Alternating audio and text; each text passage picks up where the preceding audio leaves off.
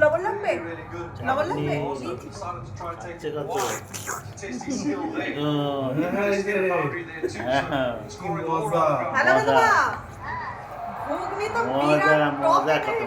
আমারটা দেখো,